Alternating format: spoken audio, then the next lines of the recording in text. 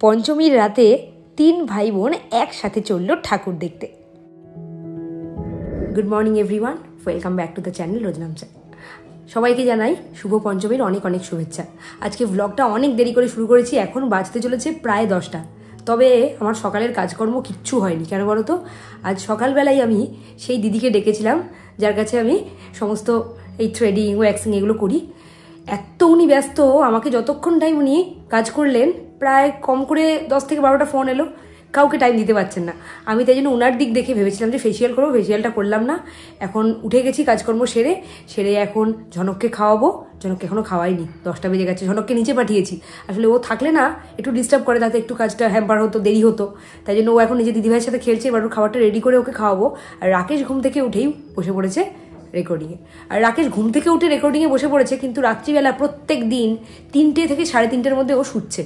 এতদিন ছিল 1:30 2, এখন হয়েছে 3টে 3:30। এত প্রেশার বেড়েছে, মানে এই যে কাল থেকে হয়তো প্যান্ডেলে গান বাজতে শুরু করবে, তখন রেকর্ডিংয়ে খুব প্রবলেম হয়ে যায়। তাই জন্য যতটা সম্ভব আগে তাড়াহুড়ো করে কাজগুলো সারছে, যাতে এডিটিংয়ে অসুবিধা না হয়। রাকেশ তো উঠেই বসে পড়েছে। রাকেশের আবার আজকে সন্ধ্যেবেলা প্রোগ্রামও আছে, যে সারাটা দিন করতে পারবে তেমন নয়, সকালের দিকটাই করতে পারবে। তাই জন্য সবাই খুব ব্যস্ততা নিয়ে শুরু করলাম দিনটা। এবার তাড়াতাড়ি করে ঝনককে খাইয়ে তারপরে ঘরের অন্যান্য কাজে হাত দেবো। চলো আজকে দিনটাকে শুরু করি, দেখতে থাকো সারাদিন কী করি। আজ পঞ্চমী, গতকাল মানে চতুর্থীর দিনই মা দিদাকে নিয়ে চলে গেছে বাঁকুড়ায়। তার কিছু কিছু ক্লিপ কিন্তু প্রত্যেক দিনই তোমাদের সাথে শেয়ার করব। ওইখানে বাড়ির পুজো হয় বলে কথা। আজকে সকালে উঠেই ওয়্যাক্সিং থ্রেডিং এগুলো তো সেরে নিয়েছি, এবার ভালো করে মাথার মধ্যে অয়েল ম্যাসাজ করে নিচ্ছি। কেন বলো তো, আজ তো ঠাকুর দেখতে যাব। এই বিচ্ছিরি চুল নিয়ে কি করে যাব? পুরো সপ্তাহটা তো স্কুল ছিল, স্কুলের জন্য তো কোনো কাজই করতে পারিনি। তাই আজকে একেবারে চাপ পড়ে গেছে, সব কাজ একসাথে। ঝনককে খাইয়েই আগে আমি মাথার মধ্যে তেলটা মেখে নিলাম। এরপরে আমার রোজকার কাজ ফল কাটা। ফল কেটে একেবারে ভাগ করে দিলাম, যাতে পরে গিয়ে আর রান্নাঘরে আসতে না হয়। আসলে আজকে আমি ভেবেছি এই ডাইনিংটা পরিষ্কার করব, একদমই তো হলো না। ঘর ঝাড়াঝাড়ির কাজ, আর রাকেশ সবসময় ওই ঘরটা দরজা বন্ধ করে বসে থাকে, তাই ওই ঘরটা ঝাড়ার আশা ছেড়ে দিয়েছি। আজ তাই ডাইনিংটাই ঝেড়ে ফেলবো, তাহলে সবটাই মোটামুটি কমপ্লিট হয়ে যাবে। খাইয়ে দিয়ে আবার নিচে পাঠিয়েছি। আসলে আজকে ছুটির দিন তো, সকালের দিকটাতে ঘরের যত পেন্ডিং কাজগুলো ছিল সব করে ফেলবো। জামা কাপড়ের পরিমাণ দেখো, এই কয়েকদিন ধরে এগুলো জমেছিল। এখন এগুলো গোছাবো, আর দেখি ঘরটা তো আর অতটা ঝাড়া সম্ভব না, ওই ফার্নিচারগুলো একটু ওপর ঝেড়ে দেবো। জনকে খাইয়ে দিয়ে নিচে পাঠিয়েছি, নাহলে ওর জ্বালাতনে বললাম কাজ দেরি হয়ে যায়। আজ সকাল থেকে এতটাই ব্যস্ত ছিলাম, জামা কাপড় গোছাতে গিয়ে একবারে কান্না পেয়ে গেছে। জামা কাপড় গোছাতে গিয়ে না, মানে ঝনক যে জামা কাপড়গুলো পেয়েছে পুজোতে, আলমারিতে জায়গা হচ্ছে না। কদিন আগে ওর একটা ছোট আলমারি ছিল, ওইটাকে চেঞ্জ করে এই প্লাইয়ের আলমারিটা কেনা হলো, কার্ডবোর্ডের যে আলমারিটা। এটা এখন এতটাই ছোট পড়ছে, মনে হচ্ছে এই আলমারিতে ধরছে না, আরেকটা বড় আলমারি কিনতে হবে। যত দিন যাচ্ছে না, মানুষের জামা কাপড় এত বেড়ে যাচ্ছে। এদিকে ঝনকের জামা কাপড় আলমারিতে ঢোকাতে পারছি না, রাকেশের জামা কাপড় আলমারিতে ঢোকাতে পারছি না, এমনকি আমারগুলো কদিন আগে আমারটা গোছালাম, আমারটাও ওরকম ভরে গেছে, একদম ঠাসাঠাসি। এখন আর কোনো জামা কাপড় যদি কেউ দেয়, আমি জায়গা করে উঠতে পারবো না যে আলমারিতে একটু ঢোকাবো। ওইটা নিয়ে তো কতক্ষণ টাইম লাগলো জানো তো, 1 ঘন্টা টাইম লেগে গেছে ঝনকের জামা কাপড় বেছে বেছে ঢোকাতে। তারপরে আবার আরেকদিন টাইম লাগবে, আলমারিটা পুরো বের করবো, সব বের করে নিয়ে যেগুলো একটু ছোটো হচ্ছে সেগুলো বাতিল করবো। ওইসব করলাম, তারপরে ঘর ঝাড়াঝাড়ি করলাম, ডাইনিং স্পেসটা। আজকে আর তোমাদের সাথে কিচ্ছু শেয়ার, ক্যামেরা সেট করে তারপরে যদি কাজ করতে যাই দেরি হয়ে যায়। আজকে একবারে এক ধারসে কাজ করেছি। আর ঝনককে আজকে সকাল থেকে তোমাদের সাথে দেখা করানো হয়নি। ঝনক কিন্তু 1:15 বাজে স্নান হয়ে গেছে, দেখো সেখানে মন দিয়ে ড্রয়িং করছে। এতক্ষণ দিদিভাইয়ের সাথে অনেক খেলেছে, খেলে টেলে এখন ক্লান্ত হয়ে এখানে বসেছে চুপচাপ, ড্রয়িং করুক। আর তার আগে ঝনকের কাছ থেকে তোমরা শুনে নাও।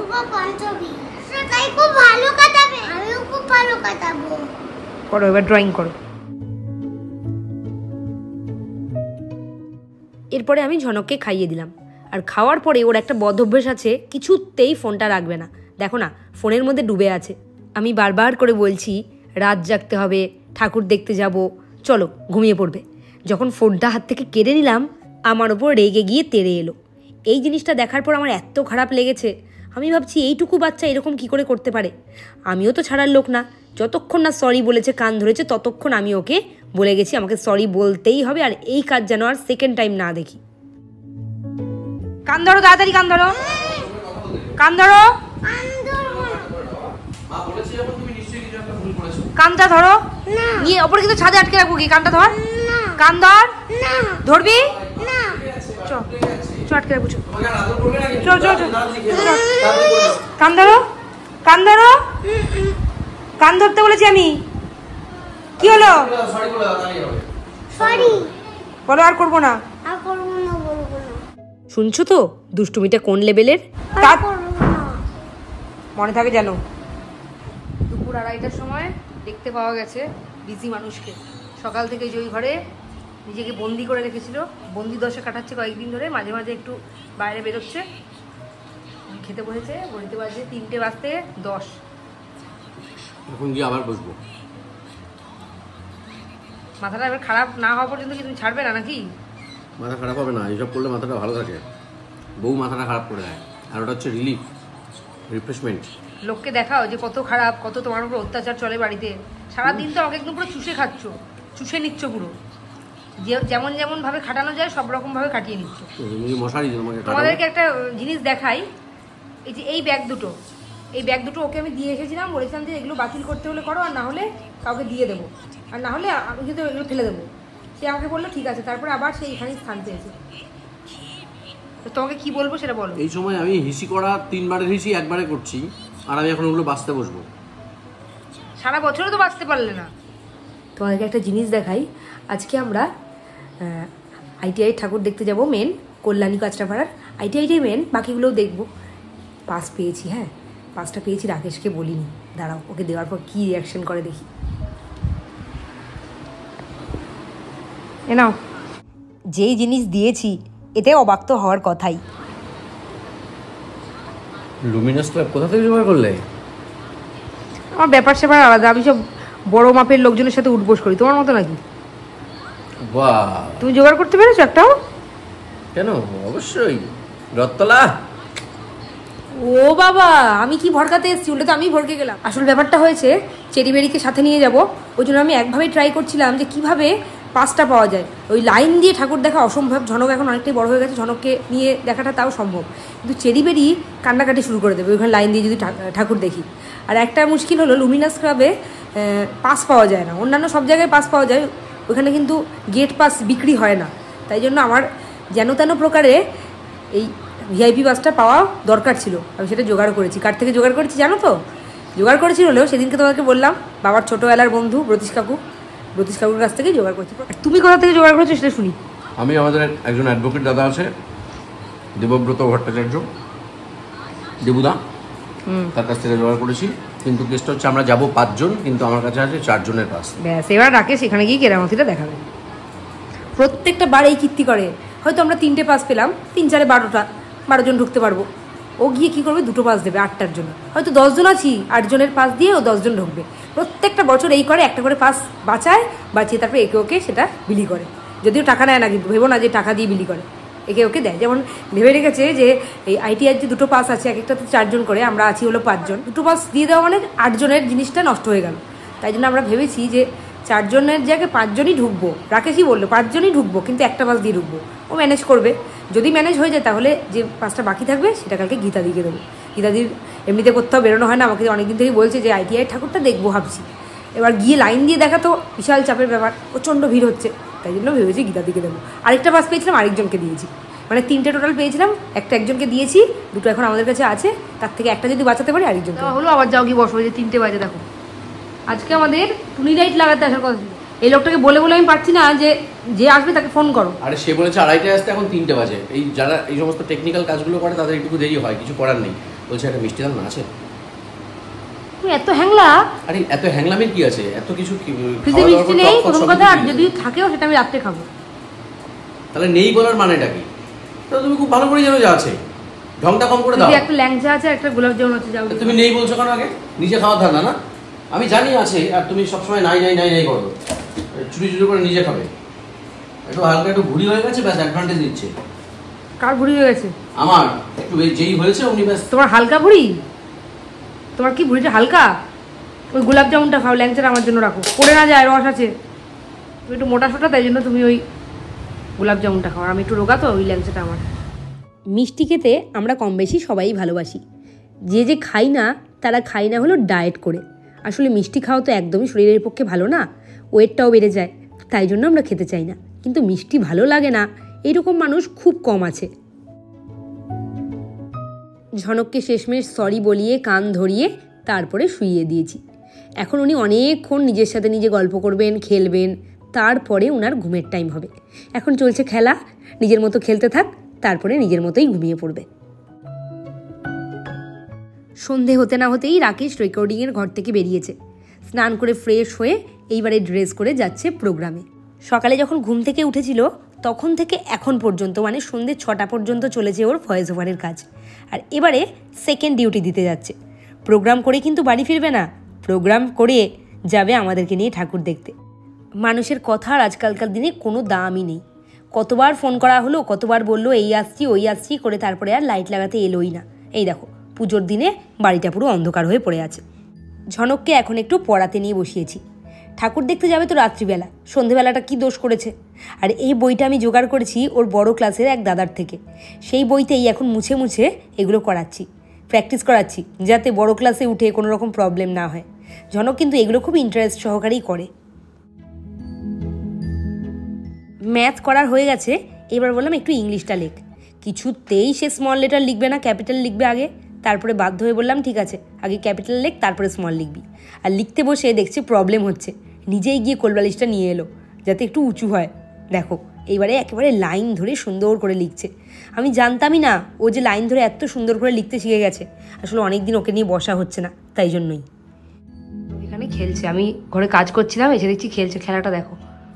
আজকে তোকে গুলি মারা বন্ধ করে, আজকে তোকে গুলি মারো, মেরো না ওই কি দোষ করলাম, মেরো না রে। ওগুলো কি মানুষ?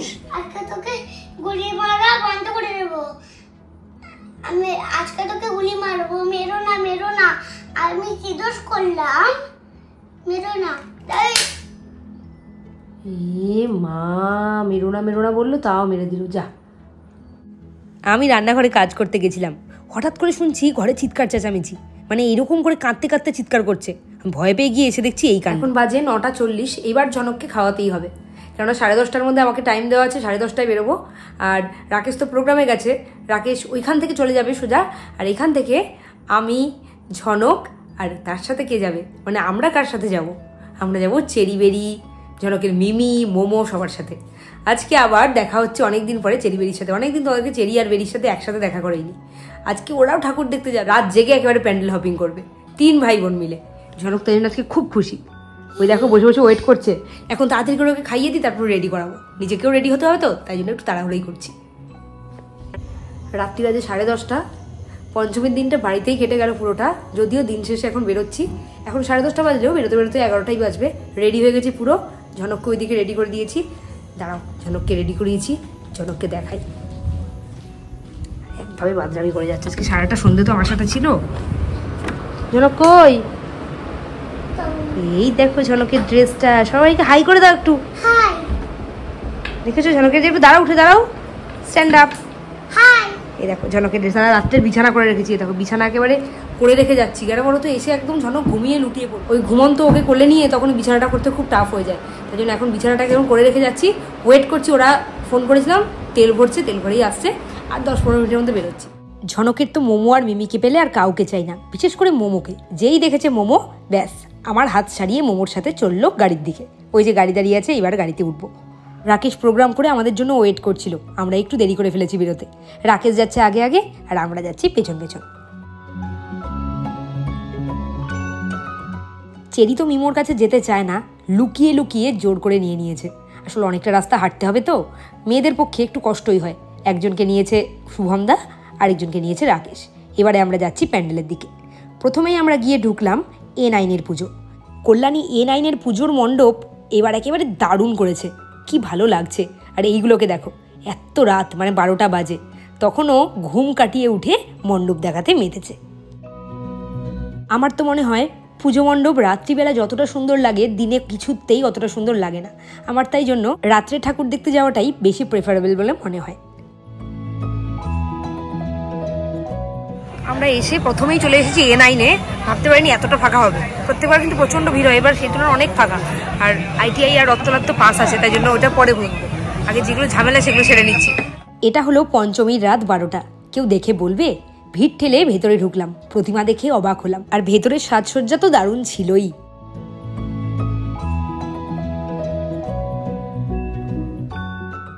এখনকার দিনের বেশিরভাগ পুজোতেই দেখছি একেবারে মেলা ঘুরিয়ে তারপরে বের করে। আমাদের ইচ্ছে না থাকলেও মেলায় ঘুরতে হবে, আর মেলায় গেলেই ঝনক বায়না শুরু করে। কিছু তো বায়না শুরু করেছিলই, তারপরেও এখান থেকে ওকে একটা খেলনাও কিনে দেওয়া হলো। খেলনা না, কি কিনে দিয়েছি বলো তো, পাখা, যাতে আমারও কাজে লাগে পড়ে। চেরি আর বেরি তো গাড়িতে ঘুমিয়ে পড়েছিল, যখন ঠাকুর দেখার জন্য নেমেছে তখন উঠে গেছে। আমার ওদেরকে দেখে মনে হচ্ছিল আমি যদি ছোট হয়ে যেতাম, কোলে কোলে ওদের মতো এরকম ঘুরতে পারতাম, কি ভালো হতো। বাবা আর মা অস্থির হয়ে যাচ্ছে দুটোকে নিয়ে। রাতের এই নিরিবিলি কল্যাণীর রাস্তাঘাট বেশ ভালো লাগছিল। আমি এরপরে রাকেশের বাইকে উঠে গেছি। ঝনক কিন্তু মিমি আর মোমোর কিছুতেই কাছছাড়া হবে না, ও গেছে ওদের গাড়িতেই। পুজোতে বাইক নিয়ে বেরোনোর অ্যাডভান্টেজ এইটাই। আমরা কিন্তু 8 নম্বরের পুজো মণ্ডপটাও দেখে নিয়েছি, কি সুন্দর করেছে দেখো।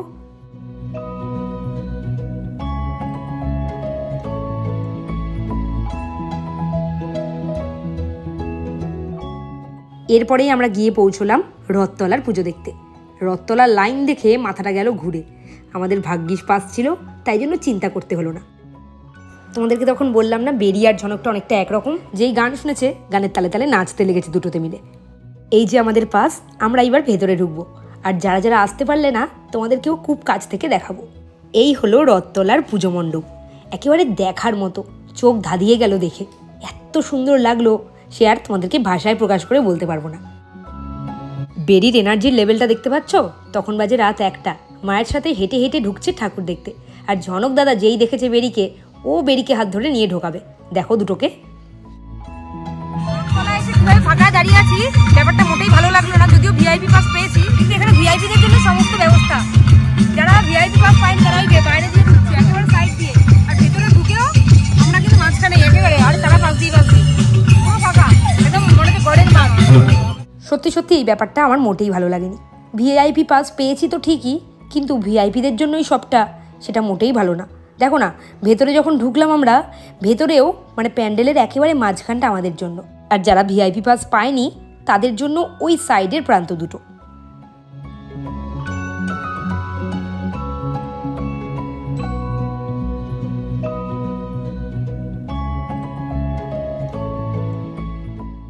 একভাবে বাচ্চা কোলে নিয়ে ঠাকুর দেখা খুবই টাফ, ওই জন্য চেরি আর বেরিকেও অল্টারনেট করে মাঝে মাঝে রাকেশ নিচ্ছিল।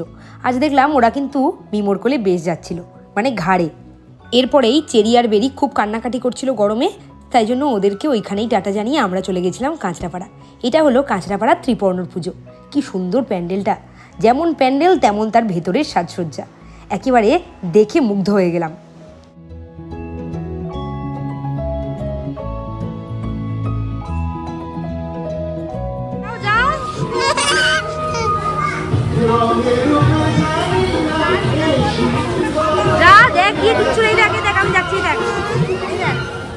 ছেলেটা আমার এতটাই ভীতু, এই রাক্ষসের মুখটা দেখে খুব ভয় পেয়ে গেছে, কিছুতেই কাছে গেল না। মুখটা দেখো না।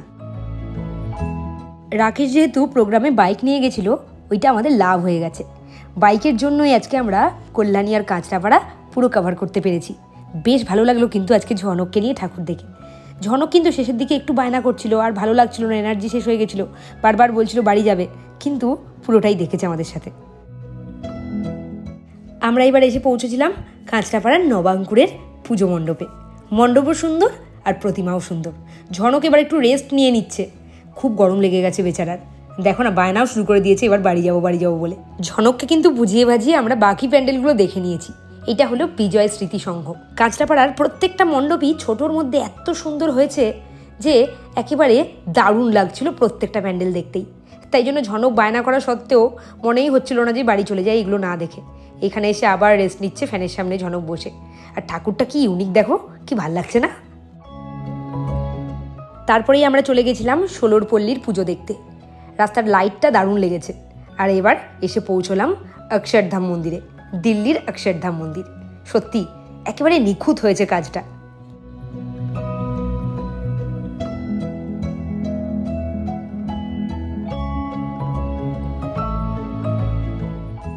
আমাদের কাছে আইটিআইয়ের পাস ছিল, কিন্তু তবুও আমরা একজন রাকেশের পরিচিত লোকের সহায়তায় খুব সহজেই ঢুকে গেলাম ভেতরে। এই যে উনি আমাদেরকে ভেতরে ঢুকতে সাহায্য করলেন। আমরা ভাবলাম যে পাসটা যদি বেঁচে যায় তাহলে কটা লোক একটু লাইন না দিয়ে ঠাকুর দেখতে পারবে, তাই পাসটা বাঁচিয়ে দিয়েছি। আর ITIতে কি বলতো, সর্বসাধারণের লাইন দিয়ে ঢুকলে না একেবারে সামনে থেকে প্যান্ডেলটা দেখা যায়। এইটাই হলো বহু আকাঙ্ক্ষিত সেই প্যান্ডেল, যেটা দেখার জন্য দূর দূরান্ত থেকে মানুষ এসে ভিড় করছে। অত রাত তখন প্রায় 3টে মতো বাজে, তখনও কি ভিড়, বাপরে বাপ।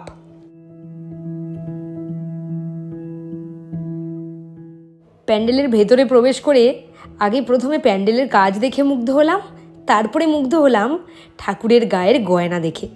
একসাথে এত গয়না কখনো দেখিনি, তাই জন্যই মুগ্ধ হয়েছি। শ্বেত শুভ্র প্রতিমার গায়ে ওই গয়নাগুলো যেন আরও ফুটেছে। ঝনক একটু ঘুমিয়ে ঘুমিয়ে পড়েছিল, কিন্তু এই প্যান্ডেল দেখে ও আনন্দে এখন নাচতে লেগেছে। যেমন প্যান্ডেল সুন্দর লেগেছে ওর, তেমন লেগেছে সুন্দর প্রতিমা।